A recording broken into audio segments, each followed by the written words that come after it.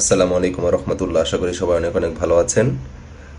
আমাদের প্রিয় একজন মানুষ ওসমান হাদি এখন এভার কেয়ার হসপিটালে লাইফ সাপোর্টে আছে। সে গতকালকে তার মাথায় গুলিবিদ্ধ হয়ে এবং শরীরের অন্যান্য অর্গানে বিভিন্ন ধরনের ইনজুরি নিয়ে সে হাসপাতালে ভর্তি হয়েছিল। ঢাকা মেডিকেলে ইমার্জেন্সি অপারেশন হয়েছে, তার ডিকম্প্রেশন ক্রেনিওটমি। আফটার দ্যাট তার বেটার লাইফ সাপোর্টের জন্য তাকে ইভার কেয়ার হসপিটালে ট্রান্সফার করা হয়েছে। এখন অনেকেই মানে জানতে চেয়েছেন সে বাঁচবে কি না, অথবা মানে তার পরিণতি কী হবে, এরকম অনেক কোয়েশ্চেন আছে। আজকে আমি জাস্ট বলার চেষ্টা করব যে তার যে মাথায় গুলি লেগেছিল, সে কি আসলে এই গুলির কারণে মারা যাওয়ার ঝুঁকি বেশি, না অন্য কোনো কারণ আছে। এখানে একটু ক্লিয়ার হওয়া দরকার যে তার গুলিটা যখন কানের কিনারে দিয়ে ব্রেনের মধ্যে ঢুকে গেছে এবং সেটা বেরিয়ে গেছে,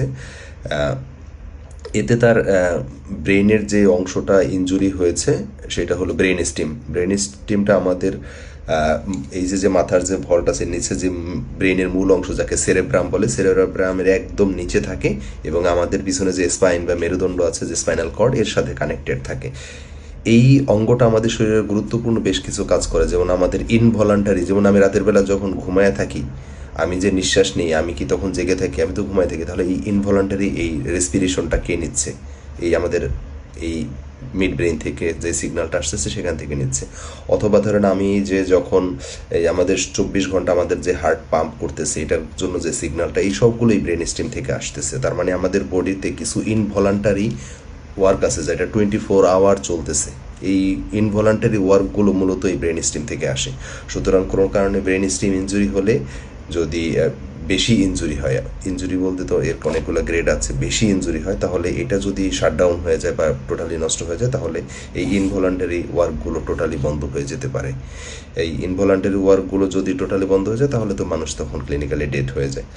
এটা হলো তার একটা রিজন। যদি হাদি আমাদের ছেড়ে চলে যায়, এটা একটা কারণ হতে পারে। কিন্তু বর্তমানে বা এখন হাদি তো মোটামুটি বলা চলে যে সার্জারির ওখান থেকে ফিরে আসছে, বা তার যেসব কন্ডিশনগুলো হয়েছিল সেগুলো থেকে সে ফিরে আসছে। কিন্তু এর মধ্যেও তার নতুন আরও একটা কন্ডিশন অ্যারাইজ করছে, যেটা তার জন্য আরও বেশি বিপজ্জনক হতে পারে। সেই কন্ডিশনটাকে বলা হয় ডিআইসি বা ডিসিমিনেটেড ইন্ট্রাভাস্কুলার কোয়াগুলেশন। এর আরেক নাম কনজাংশন কোয়াগুলোপ্যাথিও বলে।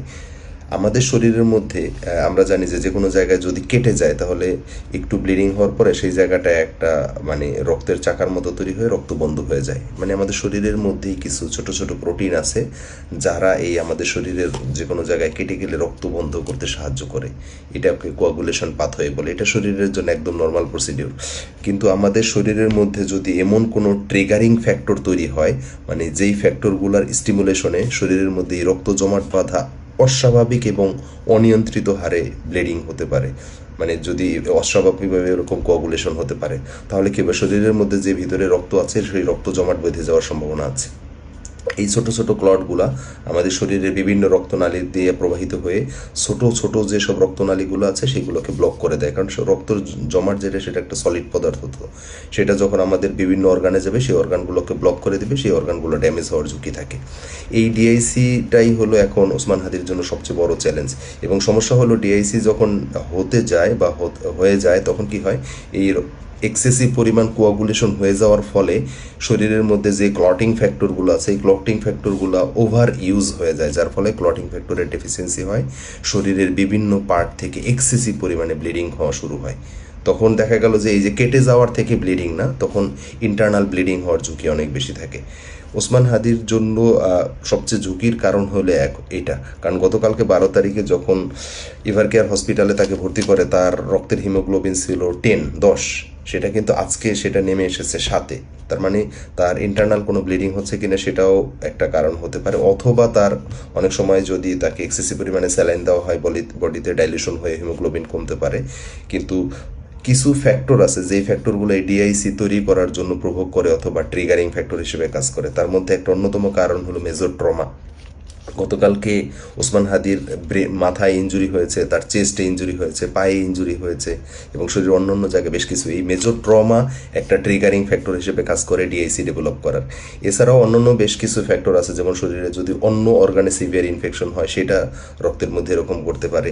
অথবা প্রেগনেন্সি রিলেটেড কিছু কমপ্লিকেশন আছে এবং হেমাটোলজিক্যাল কিছু ডিজিজ আছে, যেখানে এই কোয়াগুলেশন পাথওয়েটা ওভার অ্যাক্টিভ হয়ে শরীরের রক্তের মধ্যে ছোট ছোট করে দানা বেঁধে জমাট বেঁধে যাওয়ার ঝুঁকি থাকে। সুতরাং এই ক্ষেত্রে কিছু মার্কার আছে, যেমন সেই ক্ষেত্রে ডি ডাইমার বা অন্যান্য কিছু টেস্ট, এইগুলো সাধারণত অনেক বেশি হাই থাকে। তারপর প্রোক্যালসিটোনিন, যেটা ইনফেকশন বা অথবা সিভিয়ার সেপসিস হচ্ছে কিনা সেটা মিন করে। ওসমান হাদির এই মার্কারগুলো অনেক অনেক বেশি, সুতরাং এটা তার জন্য একটা বিশেষ ঝুঁকির কারণ বলে আমি মনে করি। তবু যাই হোক, প্রথম 72 ঘন্টা হলো ওসমান হাদির জন্য সবচেয়ে বড় চ্যালেঞ্জিং। যদি সে প্রথম 72 ঘন্টা আল্লাহ তাকে বাঁচায় রাখে এবং সে যদি স্পন্টেনিয়াসলি নিজে নিজে রেসপিরেশন নিতে পারে, এমন হতে পারে মিরাকলের মতো সে আমাদের কাছে আবার ফিরেও আসতে পারে ইনশাল্লাহ। আমরা সবাই তার জন্য মন খুলে দোয়া করি, নামাজ পড়ে দোয়া করি তার জন্য, সে যেন আমাদের কাছে ফিরে আসে। অনেকেই আরও জিজ্ঞাসা করেন যে তাকে সিঙ্গাপুরে নিয়ে আসলে বা উন্নত দেশে চিকিৎসার জন্য নিলে তার জন্য উপকার হবে কি না।